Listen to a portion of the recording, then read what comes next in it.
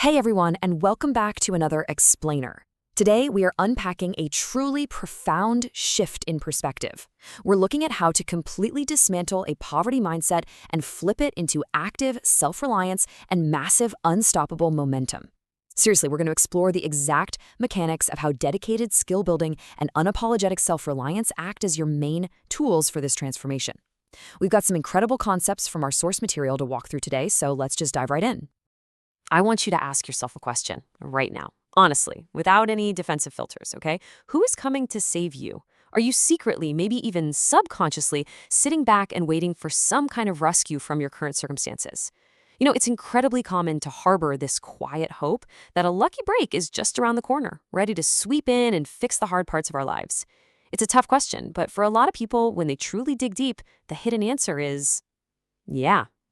But the real answer? As stark and absolute as it is, it's nobody. Nobody is coming. Now, I know that sounds like a super harsh wake-up call, but it's actually the single most empowering realization you can possibly have. The government won't save you.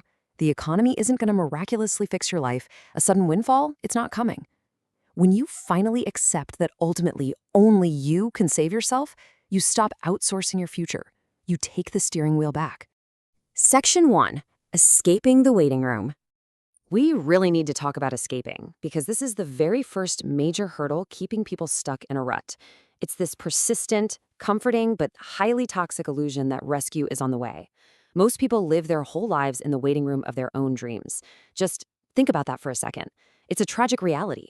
Imagine spending your entire lifetime sitting in a proverbial chair, flipping through old magazines, listening to the clock tick, just waiting for life to finally call your name.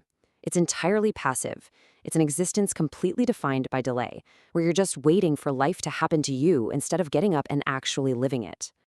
You're essentially looking at two paths here. The first is that waiting room, a totally passive state where you just expect a hero to walk through the door and fix everything.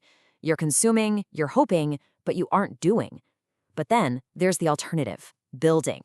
This is the active, deliberate decision to stand up, walk straight out of that waiting room, and actually become your own hero. Building means engaging with the world, risking failure, and actively shaping your circumstances rather than just being a victim of them. Section 2. Rewiring the broke mindset. So how exactly do we make that jump? Well, before we can build anything externally, we absolutely have to tear down the internal barriers keeping us trapped. The source material states, the most dangerous poverty is the poverty of the mind. You see, a broke identity isn't really about your bank account at all. It's a psychological trap. If you fundamentally believe your identity is poor or that you're just perpetually disadvantaged, that belief acts like a massive brick wall. It subtly sabotages your daily decision-making. It kills any real forward momentum because, well, you've convinced yourself that you can't win before you even start playing. You end up dismissing opportunities simply because you feel you aren't worthy of them. The crucial point here is breaking apart that definition immediately. Being broke, it's merely a temporary financial situation. That's literally all it is. Actually, scratch that. It's just a snapshot of a moment in time, a metric of where your resources are right now. It is never, ever a permanent life sentence. You have to mentally cross out the idea that your current financial state dictates your permanent destiny. Because once you detach your core identity from your current bank balance, you suddenly free up all this mental bandwidth needed to actually change it. Let this really sink in. Broke is where you start, not where you stay. We've got to reframe broke. Stop treating it like this heavy burden weighing you down. Treat it like the starting line of a marathon. When you recognize that you are just at the very beginning of the race, the anxiety of your current situation begins to lift. You realize you have literally nowhere to go but forward. You are at ground zero, which, if you think about it, is the perfect place to start laying a solid, unshakable foundation for everything that comes next. Section 3. Stacking your small wins. So how exactly do we run that race? Listen, getting out of a poverty mindset isn't about one giant cinematic leap. There's a simple, undeniable formula for changing your circumstances. Step 1 is learning. And the best part? In today's world, learning is completely free. The information is out there in articles, explainers, library books, you name it. Step 2 is skills. You take that free learning and you practice it relentlessly until you've built a tangible, marketable skill. You're transforming raw information into applied capability. And finally, step 3, money. Money isn't magic. It's literally just a byproduct that inevitably follows valuable skills. You solve problems with your skills, and the market rewards you with money. I want you to sear the number one into your brain right now. Every single massive, globe-spanning, multi-billion-dollar business in the world started with just one small transaction, one single exchange of value. Someone offered a skill and someone else paid for it. Once. You don't need to figure out 1,000 wins today. You literally just need to execute one. Focusing on that single first step removes all the overwhelm. It makes what seems impossible suddenly highly actionable. And that single win matters so much because of the upward trajectory it creates. You start with that one small move, a small win. It proves you can do it, and, well, it feels good, right? So you do it again, and you start stacking those wins. The pure beauty of this process is the compounding effect. Suddenly, before you even realize it's happening, those stacked wins snowball into unstoppable big momentum. Your skills sharpen, your confidence grows, the opportunities multiply. The math literally always works out in your favor if you just keep stacking. Section 4. Becoming your own hero.